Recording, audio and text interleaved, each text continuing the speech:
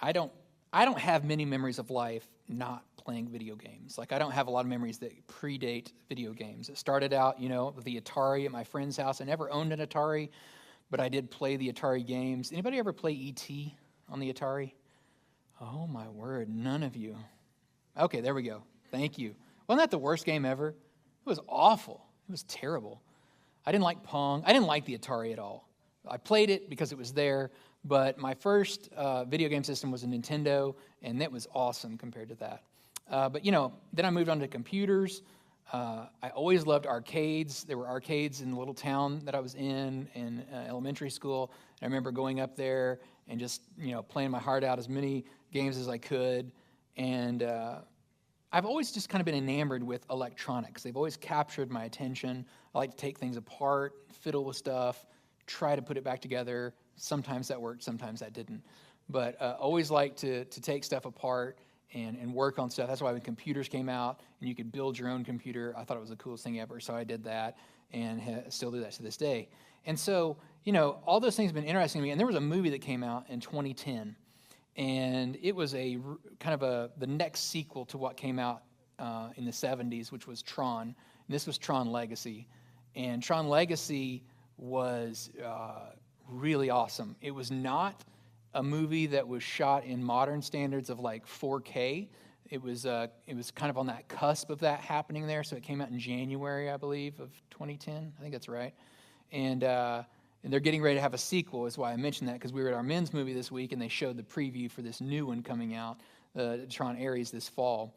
And I thought this movie was so awesome. Now, Noel Arnold is the one that got me to see this movie. Where's Noel? Somewhere. They're back there. He took me to this movie. He started me down this journey of this one. Because, Tron wasn't on my radar. I remembered seeing the old one, but he took me to this movie, and I saw it, and then I had a little problem, because I saw this movie 8 times in the movie theater. Like every Sunday night, I was showing up. And I noticed that it started out, the first one was the IMAX, right? And then it dropped down, and then it dropped down, and then it dropped down to like the last time I was seeing it. It was pretty much me and my kids, and that was it. And we were like in the smallest little one. They're like, "Get out of here. We don't want you here anymore." But Tron is all about electronics and like what they would be like, fictionalized. What does it look like for electronic circuits and all that good stuff? And I don't really want to offend you, but this goes deep. My love of Tron goes deep. I have 1 out of 1,000 sets of Mickey Mouse ears that light up like Tron discs. I got that. Yeah. It's wild.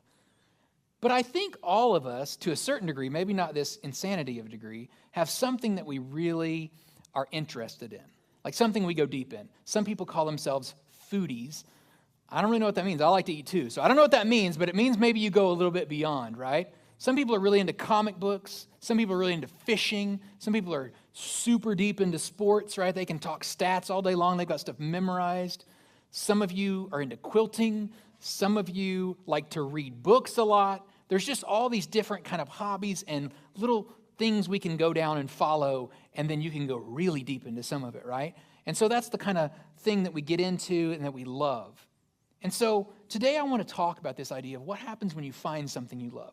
Because I find that when I find someone that's really passionate about something, they can go really deep into that topic, right? You don't have to cue them. You don't have to say, tell me more, tell me more. It's hard to shut them up, right? When there's just going crazy and you don't know anything about it. And they're just telling you they're dumping it all on you. And you're like, this is a lot of information.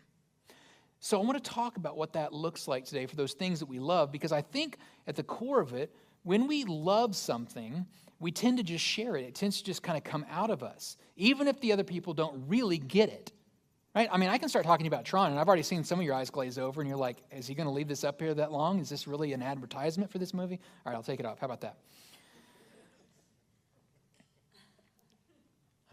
Men, we might be going to see that movie. I don't know. I don't know.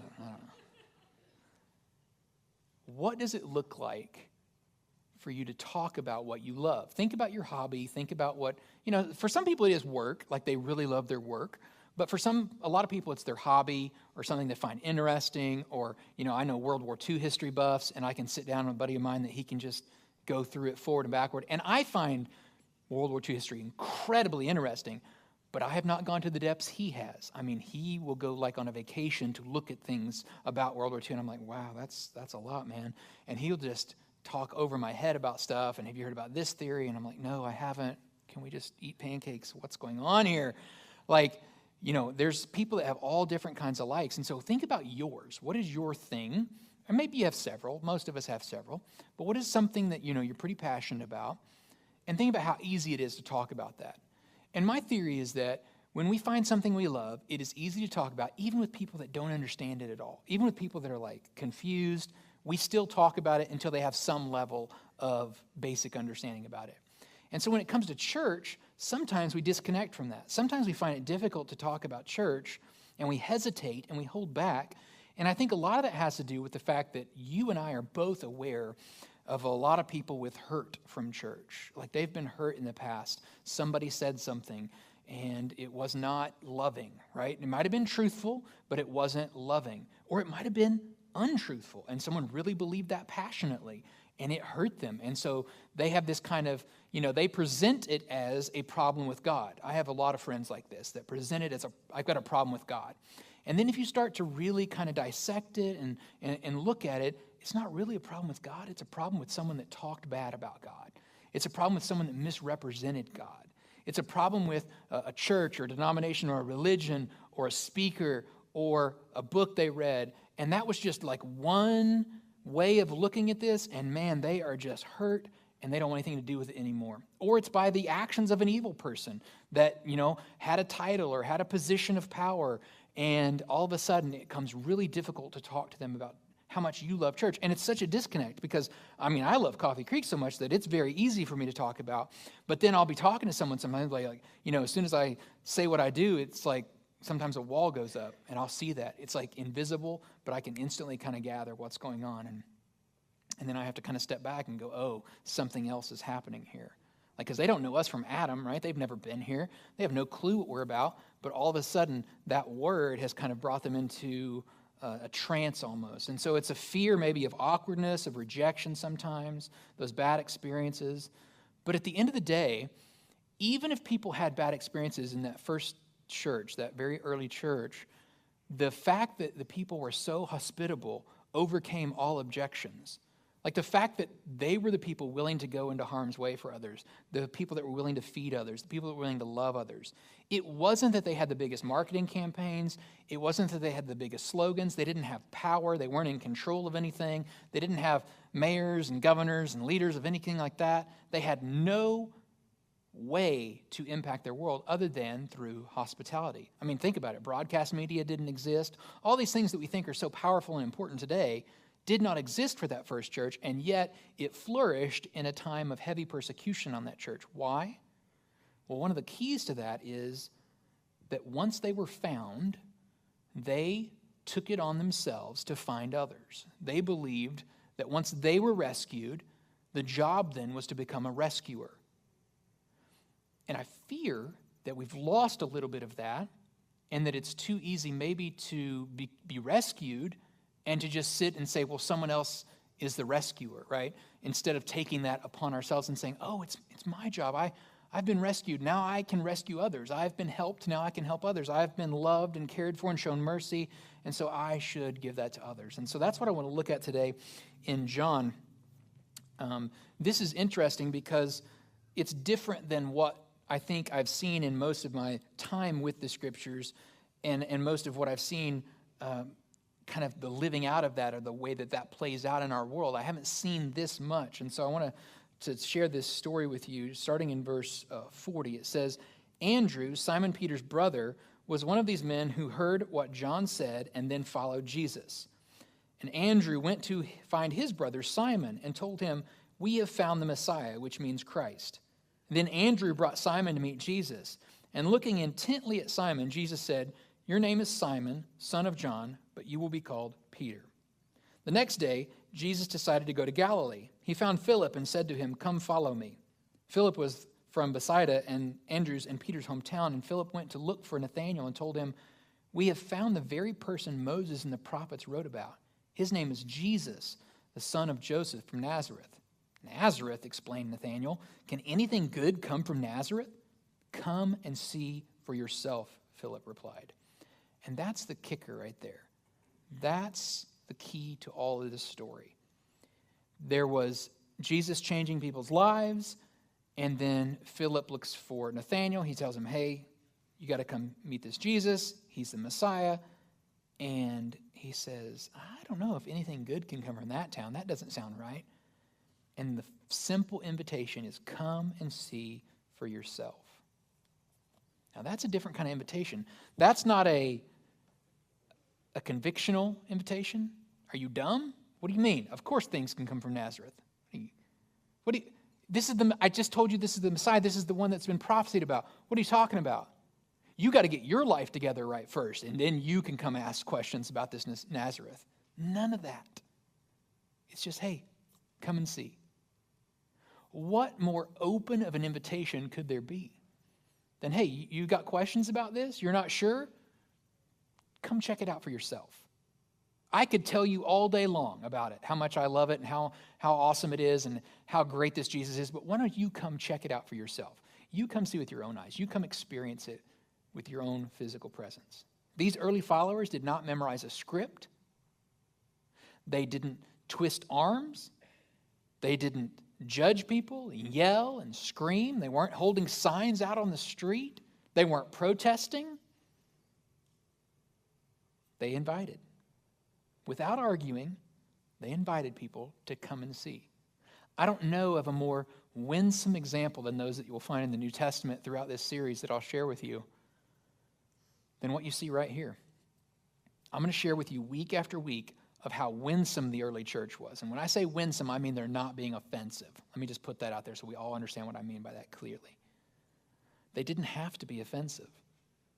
They were just inviting people to check it out for themselves. And the more that they did this, this is how the early church grew from 12 people to 1,200 to 12,000 to 12 million to 1.2 billion. I mean, this is where it went. It went from this tiny little group.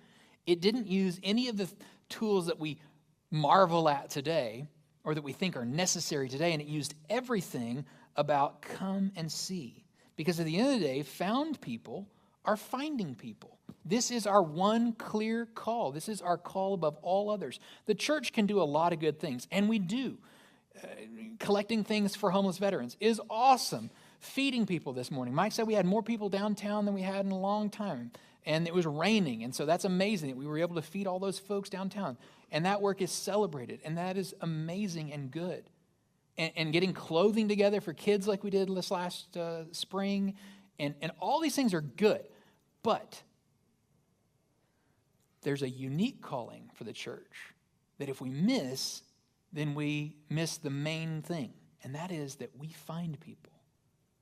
And we are not content that people are lost and wondering, does God hate me? Is God angry at me? We are not content with people sitting at home today wondering, is God for me? Is he on my side? Of course he is. We know this truth is self-evident as we read the scriptures. God sent his own son, that whoever believes in him would not perish but have eternal life. That is black and white. There's not any discrepancy to that language. And yet, people struggle because someone told them in the past about themselves that they couldn't be saved, or God wouldn't want anything to do with them, or they've got to get their life together somehow first. And we try to, every week try to remove that illusion that there's any perfect people here. That we actually come to this place because of our recognition of how imperfect we are and how good our God is to pour that mercy and grace out on us. And as we sing these songs and we pray these words together, that God cares for us, that he loves us. They weren't pressuring, and you don't have to pressure. What they were doing is opening doors. They were opening doors for people. And that's one of the key distinctives I look for in people is who will open doors for other people? Who will not have to be first at the first line, but who will help them out? And so this is our vision, that we are driven to hold doors of opportunity open for people that feel like they're far from God. We know the reality, God's never far off and he is pursuing them. But if they feel like God is a million miles away, we want to open those doors so that they will know that God is for them.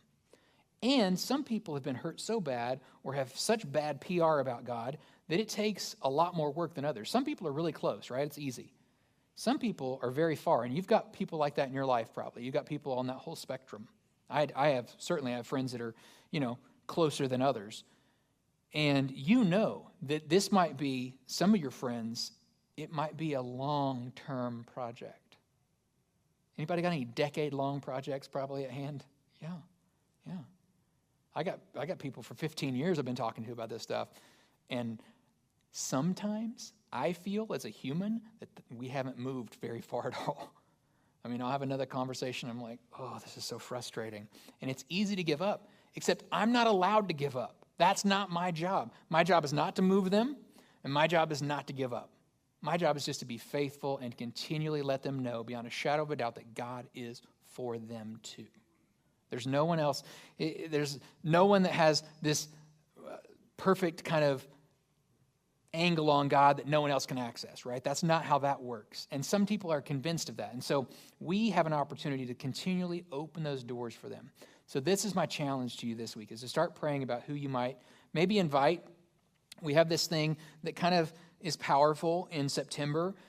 It creates a little bit of energy and a little bit of excitement for us to ask people to, and it's something different, not like just come to my church. It's like, hey, we have this special day.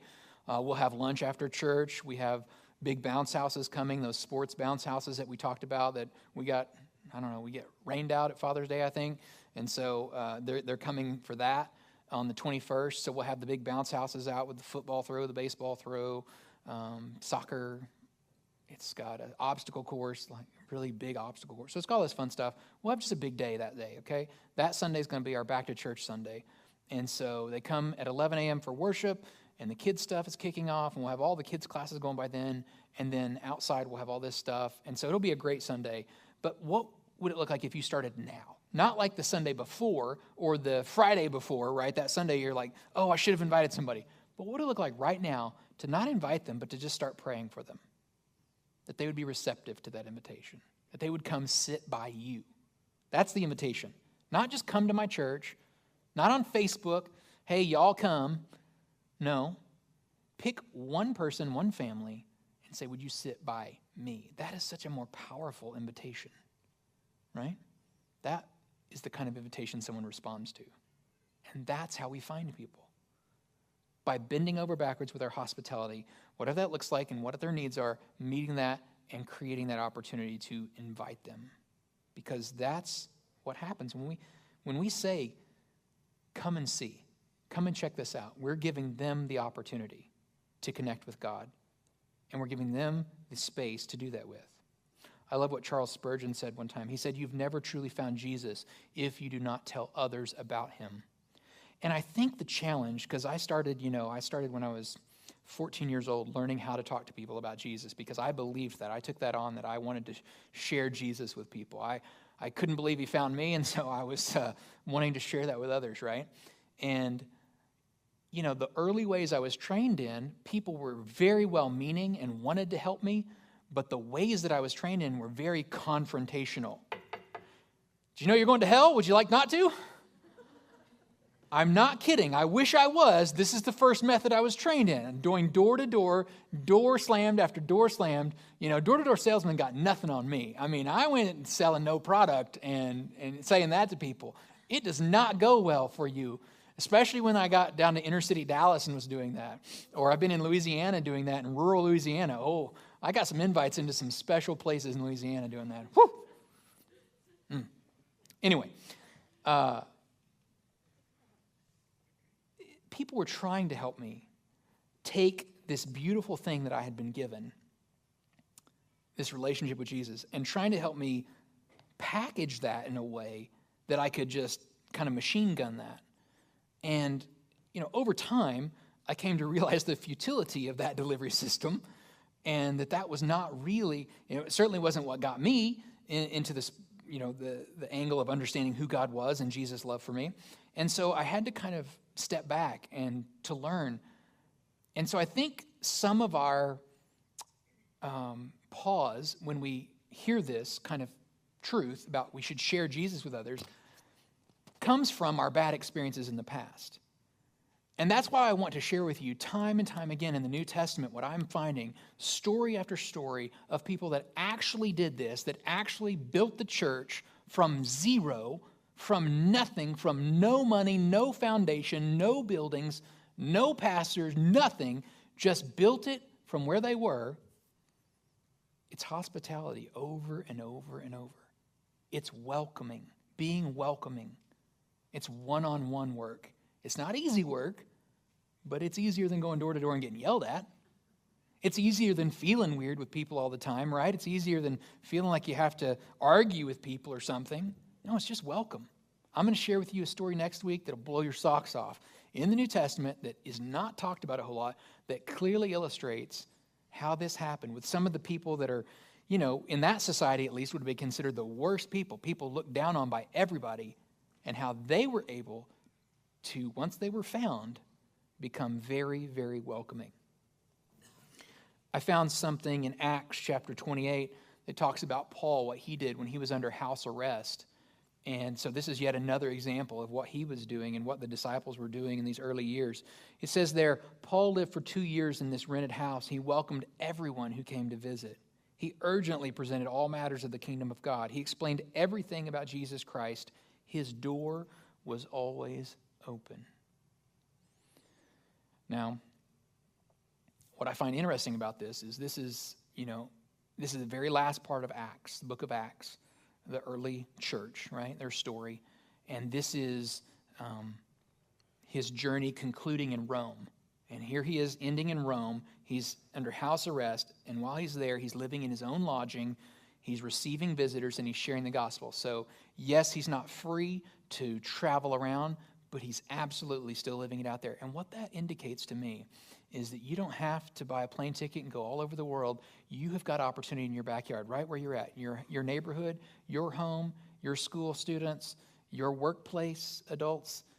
You've got all these opportunities right here to share about Jesus. Paul welcomed everyone who came to visit. His door was always open. Hospitality creates an on-ramp that is unlike anything else we could do. You could talk up Jesus forever until you're blue in the face and never get as far with someone as if you're just welcoming to them,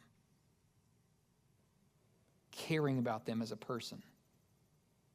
And this gives you an opportunity to illustrate what you believe to be the real hands and feet of Jesus. My big thought for you today is this, that when you really love something, you share it. And so if you love Jesus, you will share him with others. If you love your church, you'll share that with others. Don't keep that a secret. It is that whole idea of a city on a hill cannot be hidden, right? We don't want to hide this.